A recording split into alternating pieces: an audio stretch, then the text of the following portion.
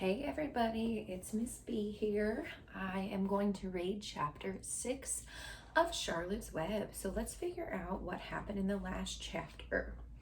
If you remember, Charlotte introduced herself to Wilbur, and she seemed very delicate and gentle, but also she seemed very fierce and brutal, according to Wilbur.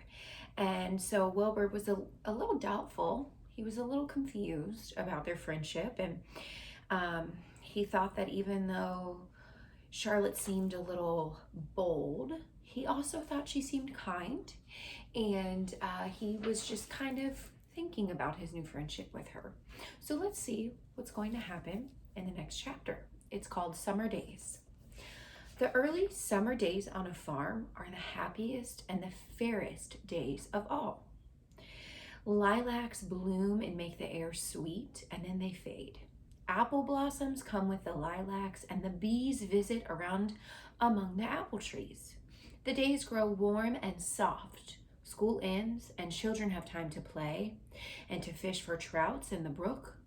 Avery often brought a trout home in his pocket, warm and stiff and ready to be fried for supper. Now that school was over, Fern visited the barn almost every day to sit quietly on her stool. The animals treated her as an equal. The sheep lay calmly at her feet. I'm going to stop there, and I want you to think about what that means. The animals treated her as an equal.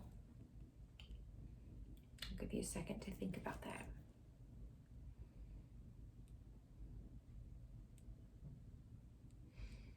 Okay, so that should mean something like the animals treated her like she was one of them.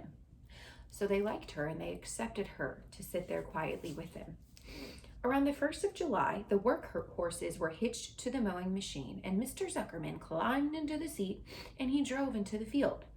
All morning you could hear the rattle of the machine as it went round and round, while the tall grass fell down behind the cutter bar in long green swaths. Next day, if there was no thunder shower, all hands would help rake and pitch and load, and the hay would be hauled to the barn in the high hay wagon, with Fern and Avery riding at the top of the load. Then the hay would be hoisted, sweet and warm, into the big loft until the whole barn seemed like a wonderful bed of timothy and clover. Okay, so if you didn't understand that, basically Mr. Zuckerman is cutting grass to turn it into hay, and he's storing it in the loft, which is like the above area in the barn.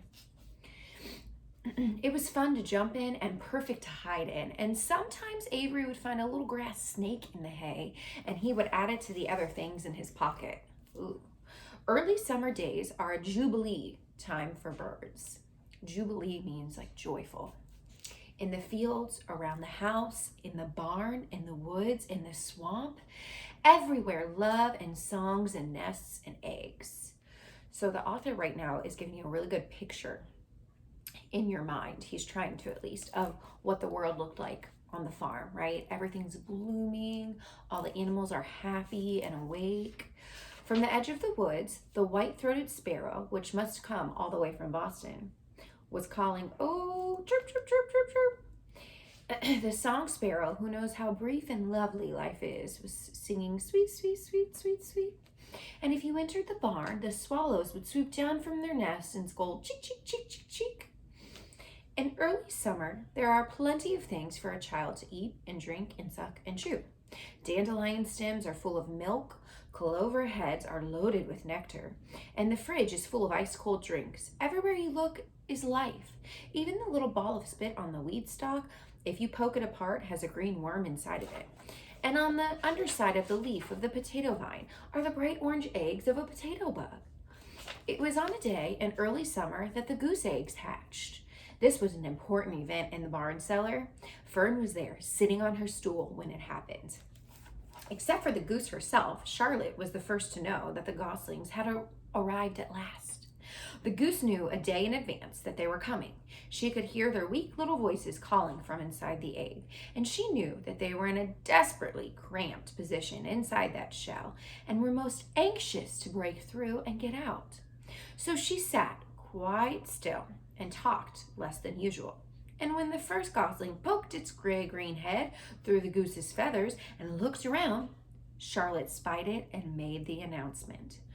"I am sure," said Charlotte, "that every one of us here will be gratified," that means like grateful or thankful, "to learn that after 4 weeks of effort and patience on the part of our friend the goose, she now has something to show for it.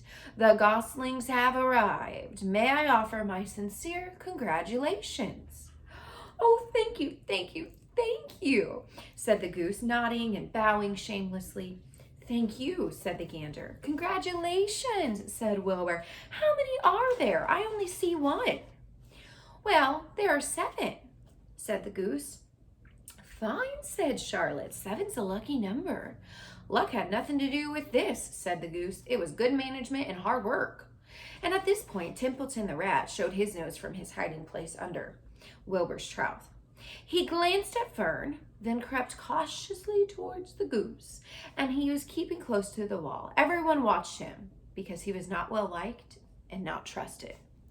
"Look," he began in his sharp voice, "you say you have 7 goslings. There were 8 eggs. What happened to the other egg? Why didn't it hatch?" "Oh, I guess it was done," said the goose. "Well, what are you going to do with it?" continued Templeton, his round, beady eyes fixed on the goose. "You can have it," replied the goose. "Roll it away and add it to that nasty collection of yours." So remember, Templeton is the rat, and he wants that goose egg that didn't hatch. Templeton had a habit of picking up unusual objects around the hot farm and storing them in his home. He saved everything. "Certainly," said the gander, "you may have the egg, but I'll tell you one thing, Templeton. If I ever catch you poking your ugly nose around our goslings, I'll give you the worst pounding a rat ever took." So the gander is like the dad of the goose, the new geese.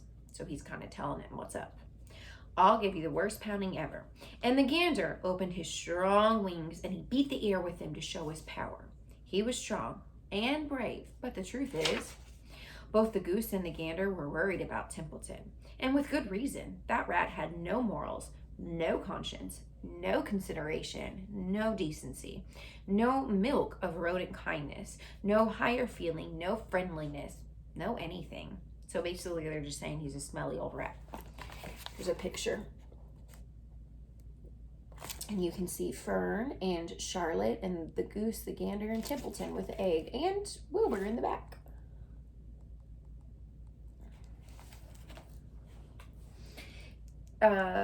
Templeton would kill a gosling if he could get away with it, and the goose knew that. Everybody knew it.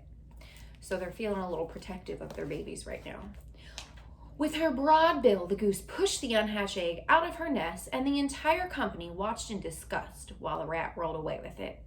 Even Wilbur, who could eat almost anything, was grossed out. "Ew, imagine wanting a junky old rotten egg," he muttered. "A rat is a rat," said Charlotte, and she laughed a tinkling little laugh. "But my friends, if that ancient egg ever breaks, you know this barn will be untenable." "What's that mean?" asked Wilbur. "It means nobody will be able to live here on account of that egg." A rotten egg is a regular stink bomb. So I want you to think about that. Have you ever smelled something that smells like a rotten egg? Or have you ever smelled a rotten egg? It's not very good. "I'm not gonna break it," snarled Templeton. "I know what I'm doing. I handle stuff like this all the time." He disappeared into his tunnel, pushing the goose egg in front of him. He pushed and he nudged till he succeeded in rolling it into his lair of things. That afternoon, when the wind had died down and the barnyard was quiet and warm, and the gray goose let her 7 goslings off the nest, they went out in the world. Mr. Zuckerman spied them when he came with Wilbur's supper. "Well, hello there," he said, smiling all over. "Let's see. 1, 2, 3, 4, 5, 6, 7. 7 baby geese. Isn't that lovely?" The end. The end of chapter 6, that is. So I want you guys to make a prediction. I want you to think about what's going to happen with Templeton and that egg. Do you think that he's going to be safe with it and not break it? Or do you think eventually that egg's gonna break and it's gonna be really smelly in the barn, like Charlotte said? I also want us to go over all the characters that we know so far.